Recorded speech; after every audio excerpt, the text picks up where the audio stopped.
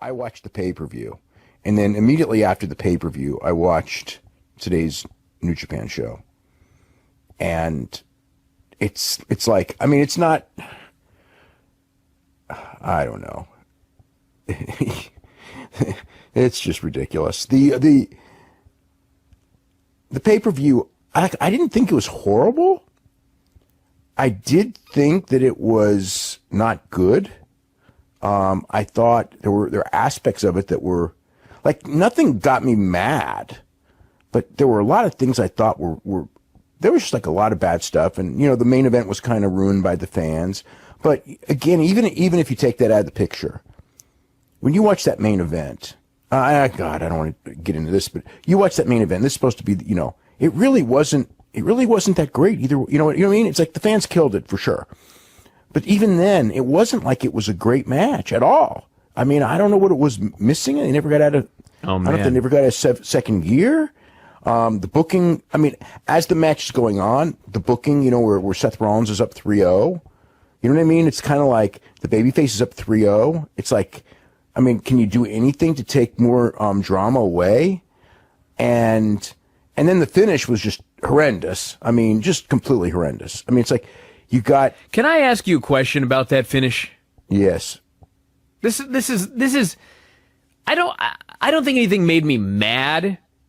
But I mean, when I reviewed this earlier tonight, it was like I could have gone on for like 10 hours about this pay-per-view. I probably could too, but since I just watched New Japan, it's kind of like I'm over it. But here's my question, okay? So we're 3 hours, actually 2 hours and whatever into the show, and there's 2 matches left. Okay? There's 2 matches left. There's Seth Rollins, Dolph Ziggler in an Iron Man match. There's AJ Styles versus Rusev. They put a graphic on the screen for AJ Styles versus Rusev. My immediate thought was, well, I guess Rusev's going over, because I guess he's supposed to be a heel.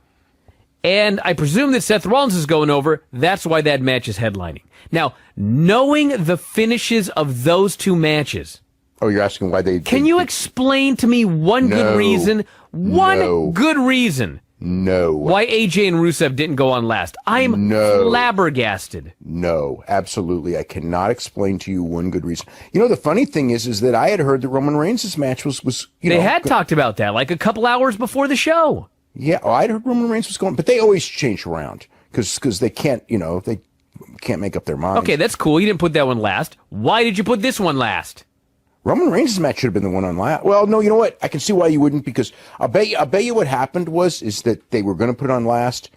I don't know what happened backstage that caused this. I never, you know, I didn't ask anyone about that, but I think that maybe it was one of those things where, what if people leave early if we put it on last? What if they crap all over the match and then it goes off bad? So we'll put those 2 great workers on last, who ended up getting crapped on by the fans anyway. I think that's probably the reason, was just like, those 2 guys are going to have the best match, and who's going to follow it, so we'll put them on last. Now, they didn't. You know, they could have had the best match, but I mean, on paper, that wasn't the best match. And for God's sake, that finish? You think the fans are going to go home happy with that finish? That finish was terrible. I mean, I'm sure everyone said this. How does Kurt Angle go in there when they spend the announcers say the whole thing about it's time limit draw, you keep the title, even though I know we got the Bret Hart, Shawn Michaels precedent. Okay. Kurt goes in there and just goes, we want to see a winner and a loser. He restarts the match. So he violates the rules to restart the match, which is fine. Then they go 12 seconds. I mean, what could be worse? And it's an outside interference pin. And he doesn't by a guy banned from ringside. By a guy banned from ringside. And I mean, the whole thing is, you know, yeah, it's like, how is the guy banned? You know, I'm sure they'll explain and we'll get a rematch out of this on television tomorrow. But how do you know, why didn't he come out again? I mean, how do you it's like, how do you explain with any logic? I mean, I know they're going to go in there and, you know, you can't overturn a decision, but that is like, you can't overturn a decision. He did.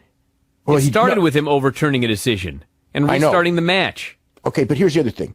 This is 2018. Every sport has instant replay. You know what I'm saying? It's like, it's nice and cool to do that bullshit pro wrestling stuff from the past and all that. But when you have like cameras everywhere and cameras on the big screen to play the idea that, oh, we can't overturn a decision, it's like completely stupid. It's like, okay, yes, it's pro wrestling, and it's one of the charms of pro wrestling that it's completely stupid, but it's completely stupid. It's like in this day and age, how do you explain to someone when there's this big screen there that the referee can look at and see that, there was an outside interference from a banned guy who was banned from ringside, which caused the finish, and you just end the show. It's like just preposterous. So yeah, there's that. And the fact that the match wasn't that good didn't add to it. I suppose maybe they thought they would have this killer match, and then it would be really great heat because you had a killer match, and then you kind of stole the finish from Seth, and there'd be sympathy and everything like this. But Seth didn't have a killer match. And by the time they got there, I don't think people had any great emotion for it. It was just kind of like, oh, okay, whatever. So, so that's that match. And then there was stuff like, what was it? Michael Cole. And usually it's like Coachman who says all the dumb stuff, right? Wasn't it Michael Cole who, it's 4-4, it's tied. And Ziggler fakes like he's going to do the walkout thing, right? And Cole goes, he's going to leave, and he's going to take the draw. And there's like 3-4 minutes left. It's like, wait a minute. If he leaves, he's counted out and he loses. It's like, what the, you know what I mean? Hey, earlier in the match, Seth gets the first fall. Seth beats Dolph Ziggler. He's up 1-0. And Cole says, Corey, does this bode well for Seth Rollins? I'm like, does it bode well for Seth Rollins? He just got the first fall. It's 1-0. Of course it bodes well. What are you expecting him to say? Which was the match where Coachman was talking about defense? Do you remember that one? I don't remember this one, but I had some other Coachman gems here. Oh, no. So one of the matches, there was a guy who nearly got pinned, and Coachman's talking about defense, and Graves is all over his case anyway. But it's just like a good defense. It's like, okay, a good defense in sports would be, or in wrestling would be like a guy goes for a move and you zigzag away, you defend it, right? Or a guy goes for a takedown and you defend it. When a guy like knocks you out and nearly beats you, that's not defense. That's surviving. I mean, it's like if we were watching like UFC just as an example, and a guy like, well, actually UFC is not a good example for this one. Boxing would actually be the example because UFC, they don't really do 10 counts. Boxing. So a guy knocks a guy nearly out and he gets up at 9, right? He gets up at 9 and they let the fight go. You go, what great defense that guy had. No, he nearly got knocked out. Great defense is the guy who avoids the punch to begin with. So anyway, there was that. But my favorite coaches, and when they're talking about that, they're announcing the rules for the cage match, and they announce you can win by pinfall, submission, or escape the cage. And coach immediately says, there's nowhere for Kevin Runs to run.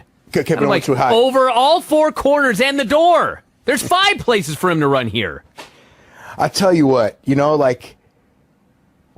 seen it before, and we pretty much, going in knew kind of what was going to happen anyway. Like, not exactly. I didn't know he was going to take that crazy bump, but I thought that there was a good chance they were going to do some sort of a fluke thing where Owens wins and everything.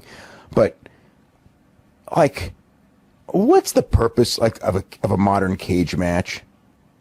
I have no idea, because this was announced as a cage match so that there would be nowhere for Kevin Owens to run. But then the first thing they do is announce it's escape the cage rules. And he ran away. And he ran away. And then the guy didn't care about winning. He didn't care one bit. He laughed. Yeah. All right, start at the beginning. Take us through the pre-show, then we'll get through the rest of this. I don't want to be here all night on this one. We could be. Yeah, I know, really. Well, I could go all night on that freaking Kenny Omega, Kota Ibushi. Naito and Zack Sabre match with Kota Ibushi. But anyway, so it was Andrade Cien Almas and Sin Cara. It was not as good as their TV match, but it was similar. There's a lot of cool stuff, but it was just a little bit on the sloppy side. But good. It was good. It was probably better than most matches on the show. Short, hammerlock DDT, running double knees and hammerlock DDT finish after Selena Vega distracts the ref. Sin Cara tried to do that, the Hurricane Rana thing off the top rope to take Andrade. Sin Cara tried to take Andrade to the floor, and he just completely missed the Hurricane Rana and was sold anyway.